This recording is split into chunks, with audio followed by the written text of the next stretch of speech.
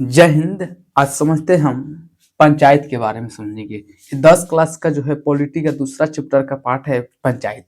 पंचायत को हम समझेंगे। देखिए, पंचायत के प्रस्तर में महात्मा गांधी थे। महात्मा गांधी ये कहना था कि भारत की जो आत्मा है गांव में बसती है, इसलिए गांव को क्या किया जाए, सुदृढ़ किया जाए, यानी कि अच्छा किया जाए गांव को।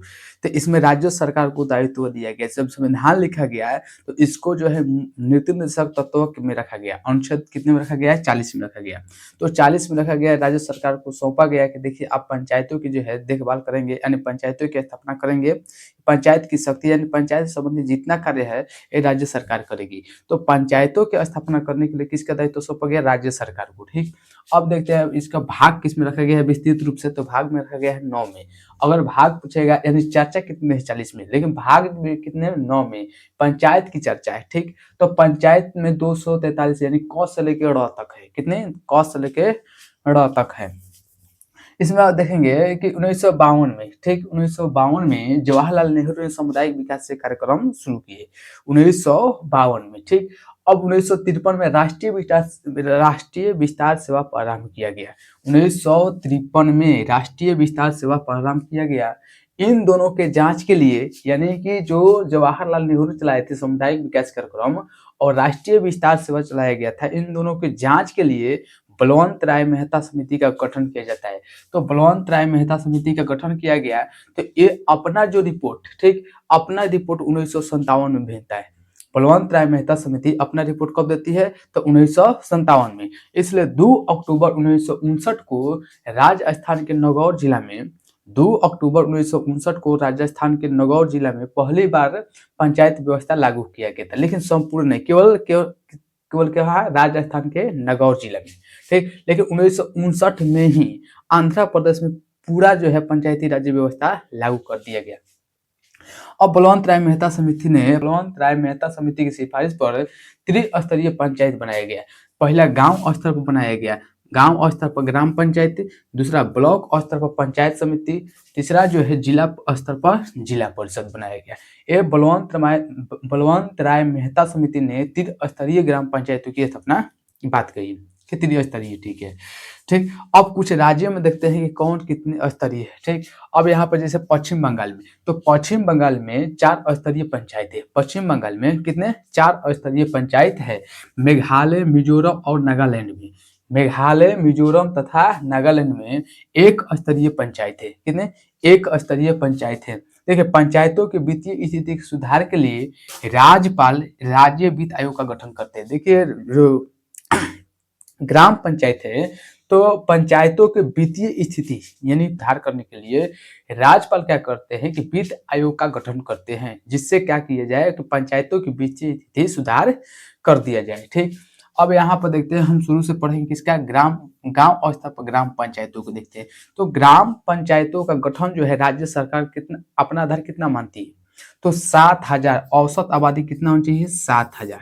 ठीक, जिस क्षेत्र की औसत आबादी 7,000 होती है तो वहां पर राज्य सरकार जो है पंचायत का गठन करता है। कितना? किसका? पंचायत का। राज्य सरकार जो है कितने आबादी का माना है? तो 7,000 जो है औसत आबादी को माना है। ठीक, औसत आबादी को पंचायतों का गठन करेगा।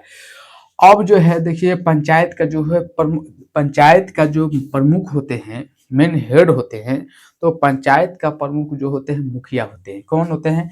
पंचायत का प्रमुख जो होते हैं मुखिया होते हैं। इस मुखिया को जो है सहायता के लिए एक उप मुखिया होते हैं, उप मुखिया।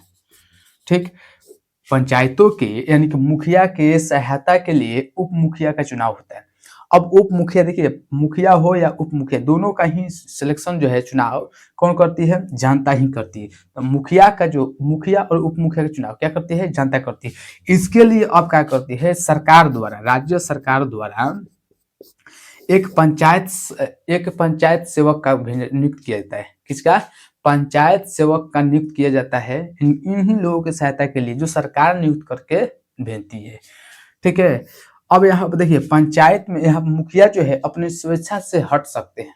अगर इनको त्याग पत्र देना होगा, मुखिया हो चाहे उप मुखिया, तो मुखिया और उप मुखिया को त्याग पत्र देने के लिए जिला पंचायत अधिकारी को अपना त्याग पत्र सौंप देते हैं। अगर इनको जो है अपने पद से इस्तीफा देना हो तो किनको पत्र देंगे?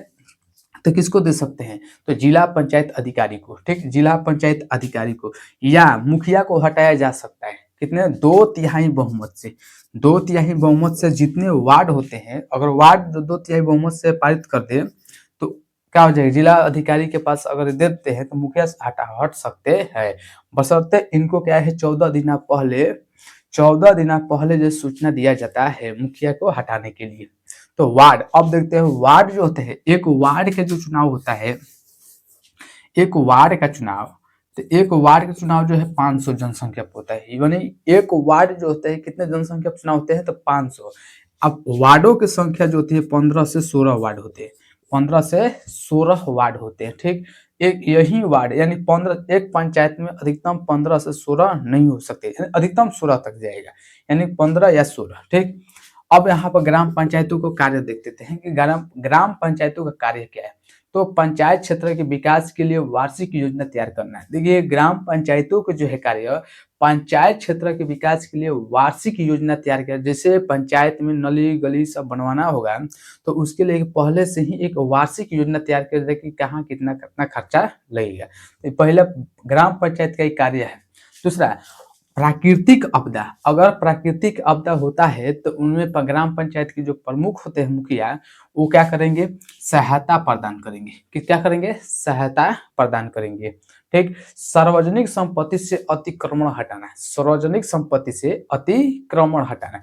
अगर ऐसा कोई जमीन है या ऐसी कोई संपत्ति है जिस पर सबका अधिकार हो, वहां पर किसी एक व्यक्ति का अधिकार हो, तो वहां पर अतिक्रमण हटाने के, उसको बोलते हैं अतिक्रमण। मान लीजिए कोई जो है पहले से वो जमीन पर रह रहा है, दबदबा बना दिया है, अब हट ही नहीं रहा, तो वहां पर हटाने का काम जो है कौन करेंगे? मुखिया करेंगे, क्योंकि ग्राम पंचायत को कार्य है, ग्राम पंचायत का ये कार्य में आता है, ठीक। तो कार्य कौन करेंगे? जो पंचायत का प्रमुख होंगे वही ये काम करेंगे, ठीक। अब सामुदायिक जो है, सामुदायिक कार्य में स्वैच्छिक सहयोग करना।